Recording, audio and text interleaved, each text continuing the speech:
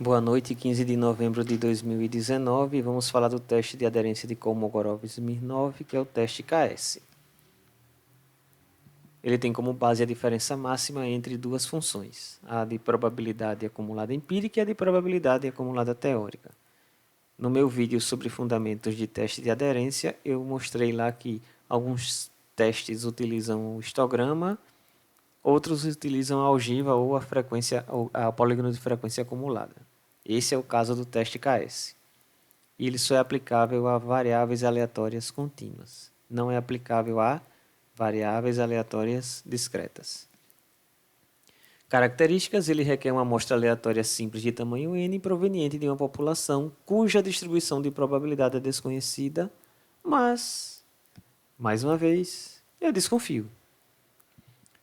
Ele utiliza a algiva acumulada de forma diferente daquela da distribuição de frequência. Eu destaquei aí porque a gente calculava a frequência acumulada a partir da distribuição de frequência. Agora vai aparecer um método muito simples.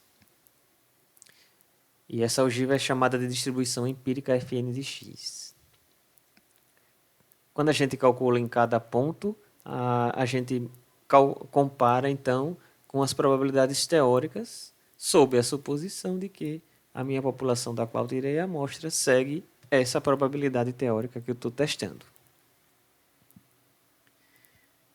Então a ideia é, eu tenho a distribuição, a ogiva, que vem da minha amostra, e tenho a ogiva teórica, vou chamar assim. Então as probabilidades acumuladas empíricas e as teóricas. E aí eu calculo a discrepância em todos os pontos, não só nesses que eu estou indicando. Essa discrepância ou diferença pode ser significativa ou não.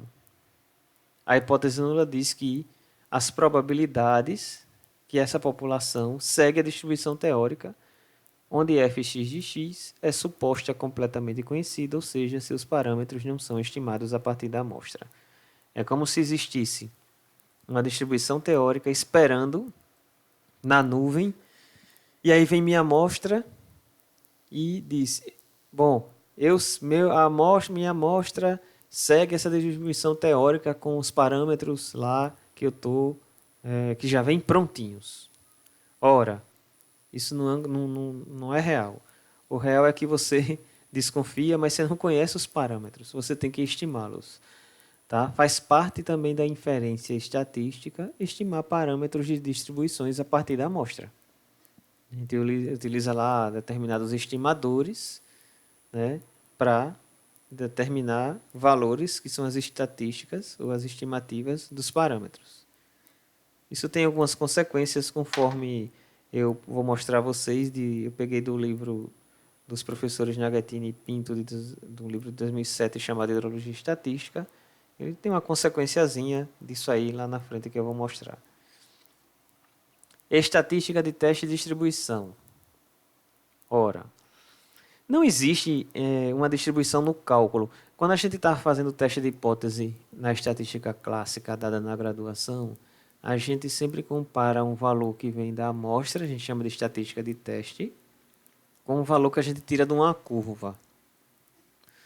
Aqui a gente não vai usar uma curva, tá, gente? A gente vai pegar, na verdade, valores na tabela, valores críticos na tabela, tá?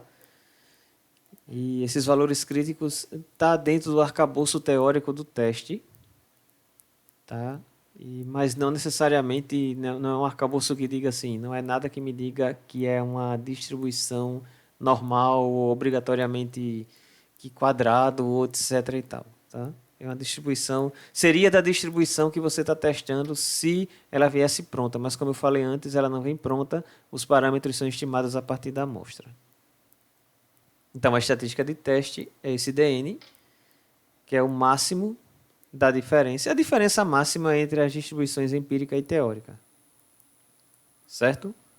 A gente faz para todos os pontos, aí pega o máximo do módulo.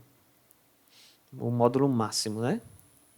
Então, quanto mais distante a empírica está da teórica, quanto mais distante for sua amostra daquela distribuição que você está desconfiando, maior vai ser esse valor.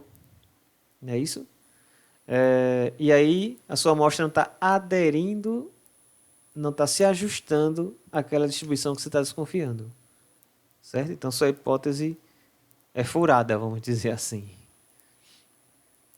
Bom, mas a gente tem que ter critérios objetivos para dizer o que é significativamente grande, distante ou não. O que é que diz que está aderindo ou não. Se o tamanho da amostra for menor que 40, a gente vai numa tabela. Se o tamanho da amostra for maior que 40, tem equações prontas para alfa 5% e alfa 2%. Isso aqui é alfa, tá? É o nível de significância.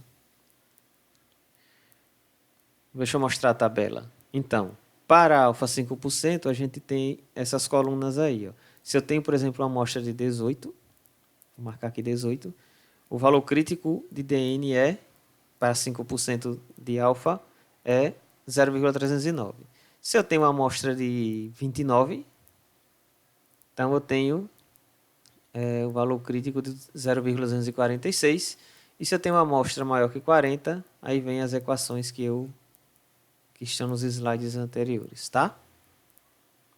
Passos. A gente vai classificar os elementos da amostra em ordem crescente.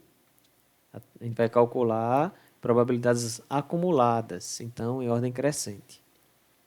Calcule a distribuição empírica para cada elemento. Aí é aquela forma que eu falei diferente, mais simples de calcular a ogiva. M, a letra M aqui, ó, representa a ordem.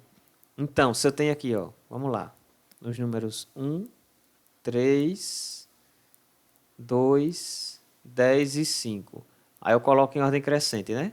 1, 2, 3, 5, 10. Aí você tem o menor de todos é esse aqui. Aí ele recebe M igual a 1. O segundo menor, esse. Aí M igual a 2. O terceiro menor, esse. Então M é igual a 3. M é igual a 4. E assim vai M igual a 5. Ou seja, o maior valor de M é o tamanho da amostra.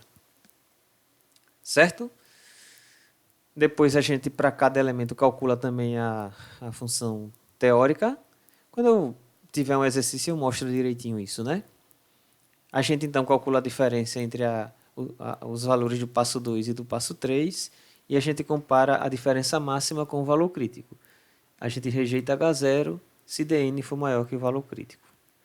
É um teste, então, unilateral à direita, onde você tem o valor máximo da diferença, você tem o valor crítico, e aí não rejeita se cair aqui e rejeita se cair acolá. Ó, deixa eu ver se tem mais alguma coisa aqui. Não tem, como eu falei, uma figura. Por isso eu não desenhei nenhuma curva porque não existe, né, no cálculo isso aqui, ó, como a gente fazia nos outros testes, tá? É um teste chamado até não paramétrico, certo? Ele quer dizer assim, ó, a população não precisa ser normal, não precisa ter uma determinada distribuição para você realizar o teste, tá? Na verdade, a gente usa esse teste para outras premissas de outras coisas paramétricas, né? Observações, então aí como eu falei, né, o Naghettini e Pinto, dois autores aí da Universidade Federal de Minas Gerais, no livro Hidrologia e Estatística, falam o seguinte: quando as estimativas dos parâmetros de f, x e x são obtidas dos elementos da amostra, o teste KS é conservador quanto à magnitude do erro tipo 1, podendo ocorrer rejeições indevidas da hipótese nula. O erro tipo 1 é representado pelo alfa, certo? Quer dizer que pode ocorrer rejeição indevida é dizer que eu rejeitei. Ora, já existe a gente já disse que existe 5%. Quando eu escolho o alfa 5%, eu estou dizendo que existe uma probabilidade de cometer esse erro tipo 1 de 5%. Ele está dizendo que o teste, da forma como ele geralmente é utilizado, é como se essa probabilidade fosse maior que 5%. Tá? Ou seja, a probabilidade de eu errar, né, de eu rejeitar indevidamente a hipótese nula, certo? Mas aí ele diz também que, com o objetivo de corrigir tal situação, há tabelas de valores críticos da estatística DN para amostras de tamanhos variáveis, considerando sob H0 as distribuições exponencial, gama, normal, Gumbel. Ele aqui é um livro de hidrologia, então ele Ele está falando de situações específicas. Mas eu recomendo que esse teste dê uma olhada em textos críticos da área que você está trabalhando sobre esse teste. Existem muitos outros, tá? Eu falei do que quadrado em outro vídeo e nesse. Pode ser que eu grave de outro teste qualquer em outro momento. Ok? Muito obrigado.